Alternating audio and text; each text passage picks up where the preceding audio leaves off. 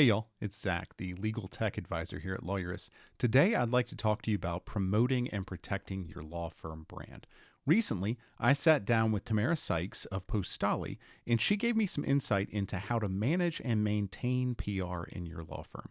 Have a listen and see what you think. Hi, I'm Tamara Sykes. I'm the PR manager at Postali, and I help our clients build authority and visibility online for their law firms.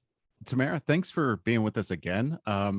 I always enjoy having you on and kind of giving your expertise to our listeners, readers, viewers, what have you.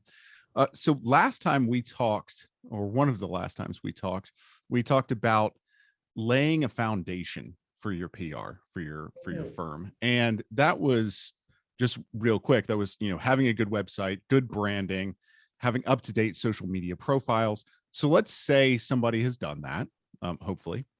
Yes. What's our next step after that? We've got that reasonable solid foundation. What's our next step?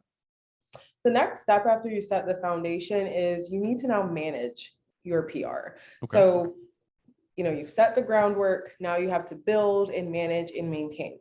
And that boils down to 3 points. The first thing you want to do is you want to set very clear goals and objectives because there are many different PR tactics. There are many different ways to do PR. Hmm. You want to be clear on what's going to get you to the end result that you want. So you need to set goals and objectives for yourself.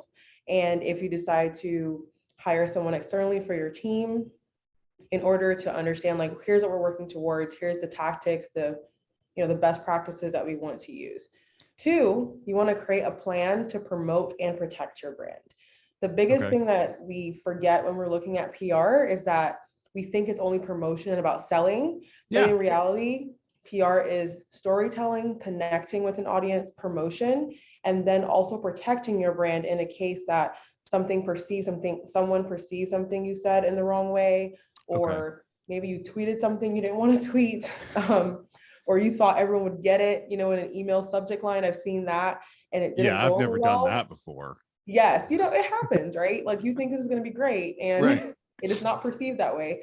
And so you have to figure out how to respond to that and respond calmly and also Hmm. have a plan in place for who's going to be the spokesperson, et cetera, et cetera. So you definitely want to have a plan to promote and protect your brand. Hmm. Having one without the other is what we call a half-baked campaign. Campaign plan. So you want to have a holistic plan. And then thirdly, you really just want to execute. A lot of PR, we do a lot of planning. We talk about Hmm. this promotion and protection, but whether you're doing it on your own or if you've hired someone else, you really have to make sure that you are also executing on it, and you have to make sure that you're doing it long term. I call Okay. it being persistent, resilient. PR is a long game. And as we've mentioned in like former, chats, even just on, former blog posts, et cetera, it really is something that you have to stick with and continue Hmm. again to make sure that what you're doing is helping achieve the goals and objectives that you have. But it's not a short-term fix. This is a long-term solution. So very important when you're executing it to remember that. Okay. Well, so Yeah. so let's go to that first point. And I, Mhm. I think I told you this when we were talking about this. I like those points because when I hear them, I go, "Oh, okay." It's very clear now. It Yes. seems obvious now that you've said those things. So let's Yeah. go to that point one, the clear goals and objectives. And it sounds like that is kind of like two layered. One is your big goal, Hmm. and that's get people in the door. But Yes. I think we're also talking about kind of the smaller goals and objectives that will accomplish that larger issue. So Yes. what would be some examples maybe of our kind of like ways that we might get to our larger goal? Yes, larger goals. So the larger goal, especially for law firms, is usually I want to get more cases, right? Right, So about right. that. However, the thing about it is you have to think about the customer journey, the buyer Hmm. journey, right? Okay. A lot of times, unless they're in dire straits, like they need to hire you now, Hmm. there's a longer decision process, and we have so much information. And so the biggest and like usually the first small goal or small objective is to improve brand awareness around your firm. That's Okay. usually the biggest, the first step. because you think like, oh, if I'm doing advertising, if I'm doing all the other like, types of marketing, they're getting to know me, but those things are all based on how much money you're putting into those. Mm-hmm. Whereas PR is not really like I put more money in, it's going to advance quicker. It's about telling us the same consistent story, saying it in different ways. It's about messaging. It's about going into the outlets that your ideal audience may be in and just Mm-hmm. getting your name planted in their mind so that later when they think of something that they need, in this case, a lawyer or legal representation, Right. or maybe they just have a consultation, like they just don't know what to do, that Mm-hmm. they think of you. That is definitely the first objective. But if you want to skip that and go all the way to sales, it's a different approach. Like then you have to Mm-hmm. think about what services am I offering that's new to the industry that would bring attention, like would get attention from a journalist. That's Mm-hmm. how you think about it. So you do see a lot of like tech companies, for example, use that model Okay. because they are offering something new in the space. But for lawyers, I would say everything is pretty much tried and true at this point. Right.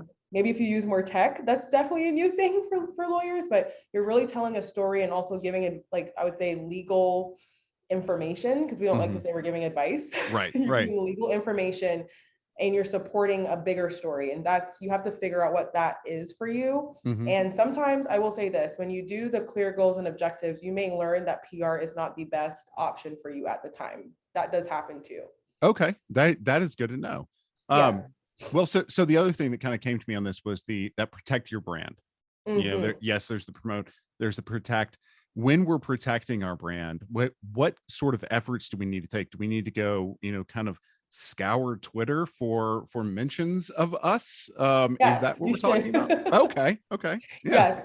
Yes. This is actually one of the biggest things we do in PR is we actually look for every single mention of your brands, like Mm-hmm. lawyers, if you're like a bigger law firm, like lawyers that have worked at your brand, like what the sentiment is about them. Mm-hmm. If they said something, if they haven't said something, even saying no comment is not great. um, Okay. so we look for every single place you're possibly mentioned. And surprisingly, I would say a lot of law firms don't realize how much they've been mentioned. Like if they Yeah. represented someone in a case and said no comment, usually that is actually added to the article. It'll say like, we tried to contact them and they said no comment or we got no response. Like it could be one sentence, but you're Mm-hmm. mentioned.